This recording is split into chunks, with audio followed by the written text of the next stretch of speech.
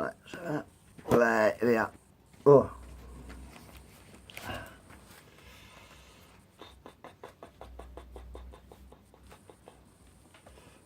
Okay. So no sooner had the words left his mouth than who should come walking across the garden lawn but the terrible twins themselves. Tweedledee was wearing a pair of red and white striped dungarees, and Tweedledum wore white and blue. Both of the tubby teenagers wore skull caps with small plastic propellers on top which span around in the wind.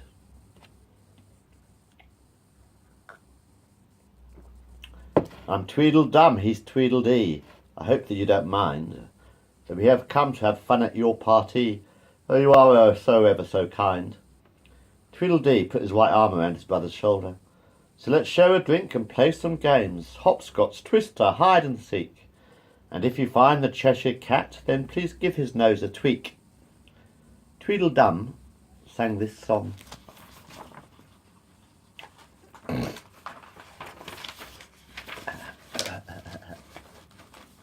Just like Tom Sawyer and Huckleberry Finn, fishing in the river or teaching the boys to swim. Life's a big adventure, there's a lot of world to see. So why don't we pitch our tent here and go climbing in the tree? We could go apple scrumping or sing songs around the fire. And even though my head is thumping, I'll keep climbing up the wire. We could play our silly games, let's go rolling in the mud. You can even bring your friends as long as they don't mind the flood. We could cross the Blue Moon River if we built ourselves a raft. I may be a lonely drifter, but my dreams are growing fast. We might find our crock of gold somewhere at the rainbow's end. Don't ever let your heart grow cold, my huckleberry friend. The fat twins tried in vain to climb the eucalyptus tree. But every time one of them put their foot on the branch snapped because they were so heavy. The Mad Hatter pointed to the teapots on the branch below him, on the other side of the tree. Pass one of those up to me, he asked. You two Tweedles will have to have your picnic on the lawn. If you break one more branch, there will be nowhere left for our other friends to sit, he explained. Tweedledee recited his favourite poem and danced a little jig.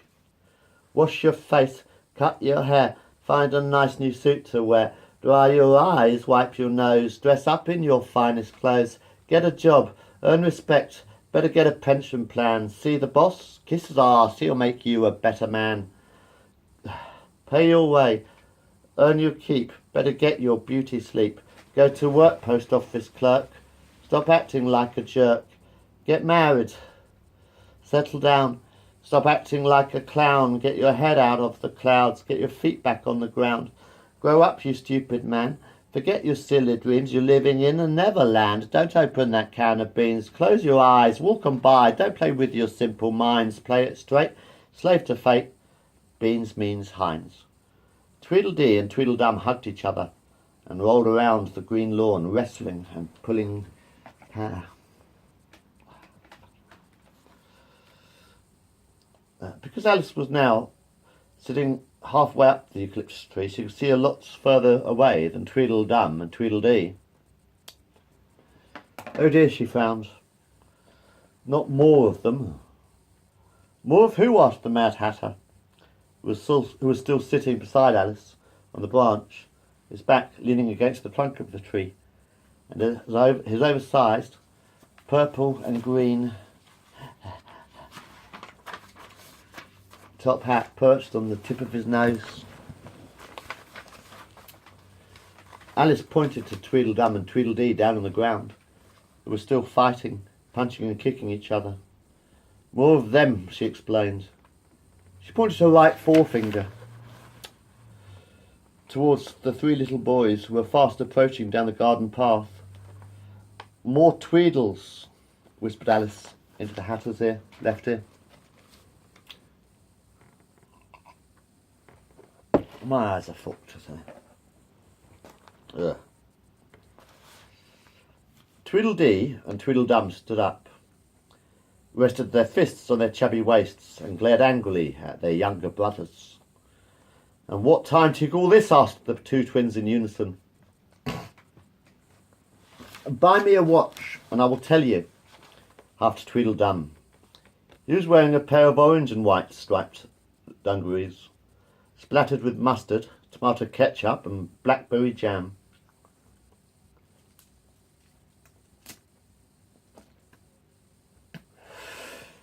What time is midnight if you're upside down and standing on your head? Asked Tweedledum, for he was in fact quite clever. He was wearing a pair of white and green dungarees and a pair of metal round spectacles. Why do you wear a pair of trousers, but you only have one shirt? You need two to make a pair of shoes. Well, there is only one trouser in a pair of trousers, isn't there? Asked the Mad Hatter, looking dazed and confused as usual. Tweedledum threw 2 rotten eggs at his big brothers. He had a black left eye and was wearing a pair of yellow and white striped dungarees. The 5 Tweedle brothers stood in a circle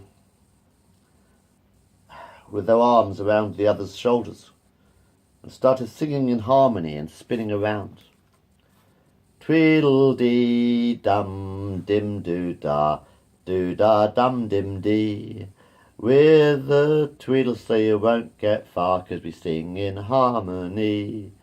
Dum-dim-dee-dah-doo, no, we don't give a damn about you. Dim-dah-doo-dee-dum, we want to play our games, yeah, we're having all the fun. The 3 younger Tweedles scampered up the eucalyptus tree like squirrels and sat down on the higher branches.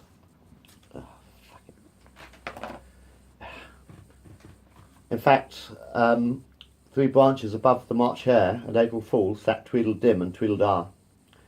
Tweedledoo sat 2 branches above the Mad Hatter and Alice. The problem with big brothers is they act worse than your mother, always fussing and fighting. They keep telling us what to do, the Tweedle children sang.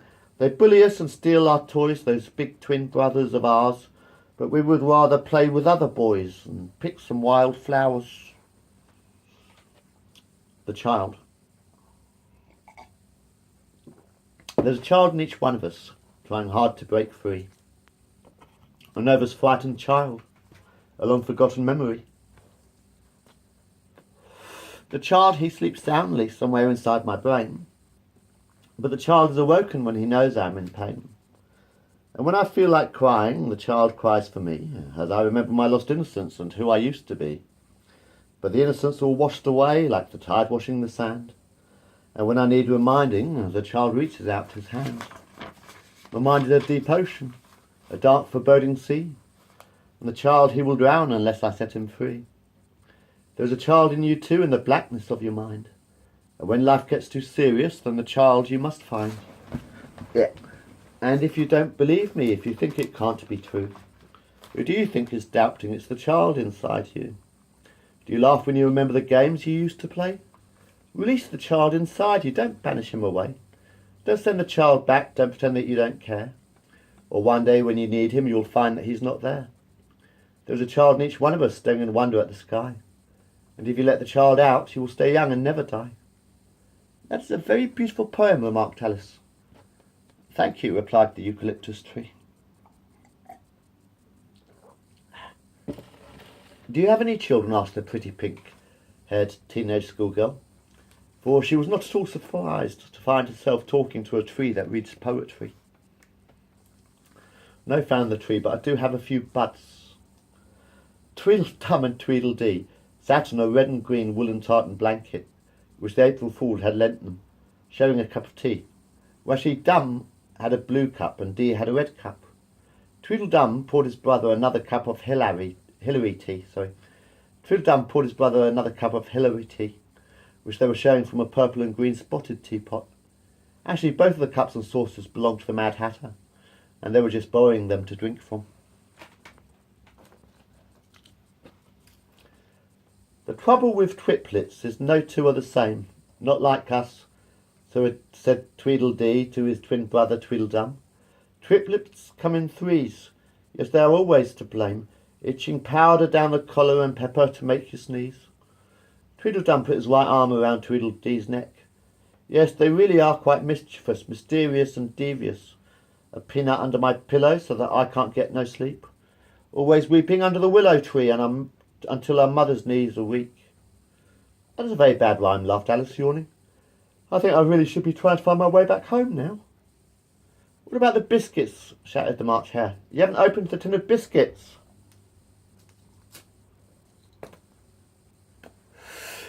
The pretty pink-haired girl laughed and pushed her blue-black plastic spectacles further up her nose with a right forefinger. I almost forgot. The tin of biscuits was sitting on Alice's lap. I'll have a ginger nut, please, asked the Mad Hatter ever so politely, which Alice found rather peculiar because he was usually very rude indeed. Obviously, laughed Alice, handing the biscuit tin to the Hatter, who very greedily took 4 ginger nuts and hid 3 of them under his oversized purple and green top hat. He passed the tin across the tree trunk to the March Hare, who picked a chocolate bourbon biscuit. The April Fool chose a jam roly-poly. What about me? Sighed Tweedledee, sitting 2 branches above Alice and the Hatter. Sorry, apologised the teenage schoolgirl below. I'd forgotten you were up there. Tweedledar, Tweedledim and Tweedledoo climbed down from the high-up branches, and the 3 of them were now sitting on the branch just above the April Fool and March Hare. Tweedledar had a custard cream. Tweedledoo licked a chocolate finger, although we might have to examine his toilet habits later in another book. Tweedledim picked a chocolate digestive and a rich tea. Eventually it was Alice's turn. The tin of biscuits was almost empty apart from a few biscuit crumbs and a solitary pink strawberry-flavoured wafer. My favourite, she sighed. The Mad Hatter chewed the ginger nut for a few seconds and then spat it out, a glob of orange sticky goo landing splat on Tweedledum's head. Didn't you like your biscuit? Asked the schoolgirl. Deliciously nutty, laughed the ginger-haired Hatter.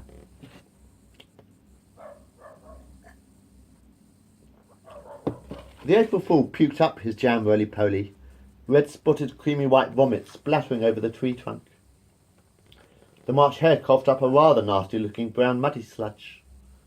Have you all got food poisoning? Shouted Alice. She was very worried. Tweedledim, Tweedledoo and Tweedledee all vomited in unison, soaking the March Hare and the April Fool in kaleidoscopic vomit. Fortunately, the Fool had anticipated this and borrowed the Mad Hatter's umbrella.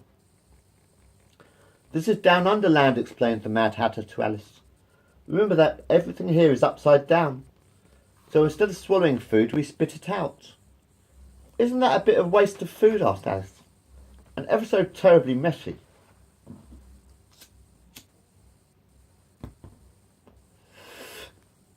The April Fool climbed down from the tree, and he was now stood on the soft green grass, gazing up at his friends who were sitting on the branches of the eucalyptus tree, sharing a marijuana joint and a hip flask of brandy, which Tweedledee always carried under his belt. Tweedledum, on the other hand, always had a bottle of rum stuffed down the back of his underpants. The April Fool recited a poem. This one is called Strawberry Jam, he explained. I want strawberry jam, said the King of Siam, to spread on my toast with my butter. But the shops are all closed, and if the King threw his nose, he was getting into quite a flutter. Don't worry, said the Fool, I will give you my gruel. I was going to have it for tea. The King's face turned red. He yelled, off with his head, your gruel, it just won't do for me. Don't kill me, please, begged the Fool on his knees. I will find you some jam for your bread. You had better be quick. You are making me sick, said the King, or you'll end up quite dead. The Fool ran to the cook. Oh, please take a look. The King needs some jam for his toast.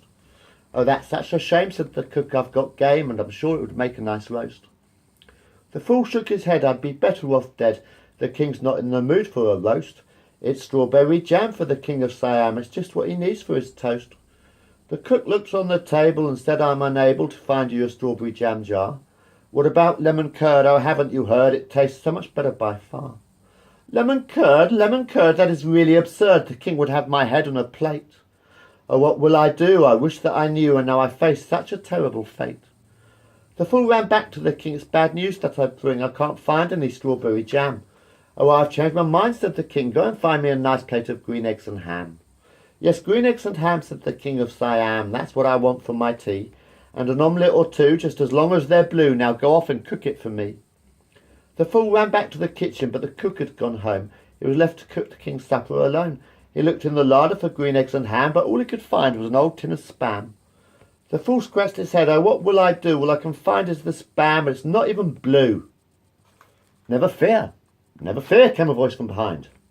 The fool turned around, and who did he find? Can you guess who the fool found, children?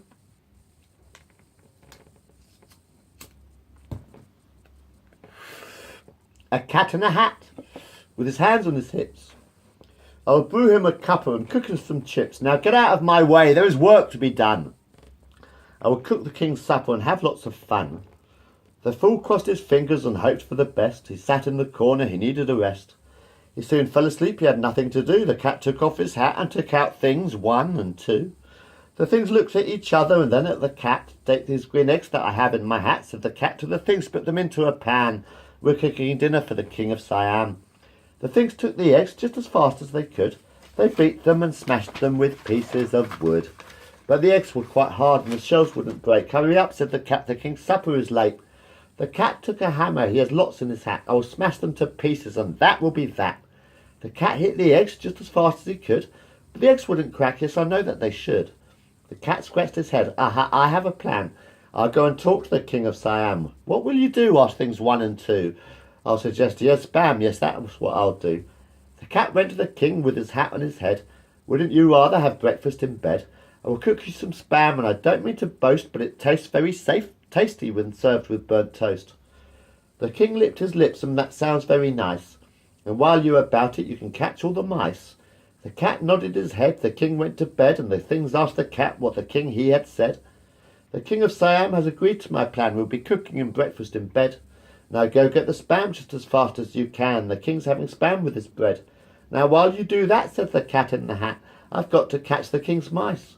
They are hiding somewhere, maybe under the stairs. I will tempt them out of hiding with rice." "There is still work to do," said the cat to the fool. "The king wants some toast with his spam." The cat took the hat off his head, and there was the bread, and a big jar of strawberry jam. "Aha, that's just what I need," said the fool with great speed. "Oh yes, this will make the king happy indeed." He took the jam and the bread. "Now I'm keeping my head. It is time to take the king breakfast in bed." The king of Siam took one look at the jam. The food on his plate doesn't look much like spam. The king sat up in bed. The fool's face turned red. "Oh no, let me guess. Is it off with my head?" Tweedledee passed his joint to the April Fool. He sat down between the twins and inhaled the warm purple smoke. Alice was sound asleep, resting her head on the Mad Hatter's left shoulder. They were both still sitting on the branch of the eucalyptus tree. "Bring, bring! Bring, bring!" sang the Cheshire Cat, who was now curled up on a branch just above the schoolgirl's head. The Mad Hatter opened his eyes and nudged Alice in the ribs. Wake up, he shouted. Alice yawned, sat up, stretched out her arms above her, then rubbed her eyes with her fists in that order. "My tea is cold," the Hatter complained, lifting up the lid of a golden teapot which had been sitting on the branch on the other side of the trunk for quite a while. "Oh, there you are." He picked up the soggy dormouse by the scruff of his furry neck. "I thought you were a tea bag." The dormouse opened his tired eyes and yawned. "I was having the most beautiful dream," he explained. "What were you dreaming of?" asked Alice. Twinkle, tweet," mumbled the dormouse. "Halloween is not till October," laughed the schoolgirl. "Twinkle tea, not twinkle tweet," explained the mouse. "I was bathing in warm twinkle tea." The Hatter put the lid back on the teapot. "So, young lady, how did you get down here?" "Down where?" asked Alice, staring at the soft green glassy grass below them. "It's quite plain to see that I am not down there. I'm up here with you in this tree," she laughed. The Hatter took off his hat and scratched the bald scalp with his ginger-haired head. "I meant, how did you get down to Down Underland?" "Oh, I came down a sinkhole with a spider called Sheila," replied the teenage schoolgirl. "Falling down a plug hole is one thing," laughed the Hatter, "but climbing back up is a completely different matter." The land above is a very long, long way away. I hadn't thought about that much at all, admitted Alice. And anyway, she frowned, I think I am just a little bit too big now to climb up the inside of a drain pipe. We are sailing home on the Queen's yacht, explained the March Hare. Can I come with you? Asked the pretty pink-haired teenage schoolgirl sitting on the branch beside the Mad Hatter on the other side of the eucalyptus tree from the Hare in the Fall. No room, no room, shouted the old man in the big top hat. Not with the entire Tweedle family on board. The ship would surely sink to the bottom of the ocean, and what a mighty calamity that would be if we drowned, although I could always turn my hat upside down and row myself home to shore. Of course I would have to use my hands as paddles, and as the Sea of Tranquility is filled with tea, at least I wouldn't die of thirst. Suppose I will just have to find another way home, frowned Alice. Mother must be very worried by now and wondering where I am. Why don't you ask the White Rabbit? Asked the Hatter. Did he sail over here with you? Asked Alice. No, my dear child, he came through the rabbit hole, like he always does. Perhaps he can take you home, suggested the ginger-haired fellow in the green and purple striped top hat. It isn't easy trying to find different words to describe somebody. Do you know where he is? The pretty pink-haired teenage girl took a packet of cigarettes out of her breast pocket of a grey school blazer. Oh dear, I only have 3 fags left, she sighed. She gave one of the white tubes to her friend, and the Hatter lit the tip of her cigarette with a silver Zippo lighter. The Mad Hatter pointed to a large rabbit hole at the other side of the garden, near the palace gates. I think he's over there somewhere, at least he was when we arrived. Alice squinted. I can see a black smudge, but that's about it, she frowned. My new blue glasses aren't quite strong enough to see that far. The Hatter took a large brass telescope out of his multicoloured velvet waistcoat pocket. Alice lifted the metal tube to her right eye. I can see the White Rabbit now, but I think he's asleep. She wiped the black ink spot from the right lens of her spectacles. Old joke, Alice frowned. She climbed down from the tree and started walking towards the palace. Can I give you a lift? Asked Myrtle, a giant Galapagosian turtle. Thank you very much, replied Alice. I am rather tired. I sat upon a turtle's back, and we went for a walk. She took me to a secret place, and then we had a talk. She told me that I moved too fast, and that I should slow down. So I climbed down off that turtle's back and sat down on the ground. I looked at her, and then I said, I think you move too slow. She stared at me, and she replied, well, really, I don't know. But I will tell you something, the wise old turtle said. I will ask the walrus, yes, I think he's in your bed. Don't ask me how, I do not know, it just doesn't make sense. But in her shell she had a telephone, and she asked me for 10 pence. I searched my pockets for a coin, but all I found was fluff. I thought she was being silly, and I'd really had enough. Alice stood up, kissed Myrtle on the cheek, and said goodbye. Myrtle just said sorry, then she started to cry. I'm sorry if I upset you, but I really have to go. The girl gave the turtle a red silk handkerchief on which her nose to blow. Myrtle took the hanky and wiped away her tears. End of chapter 4.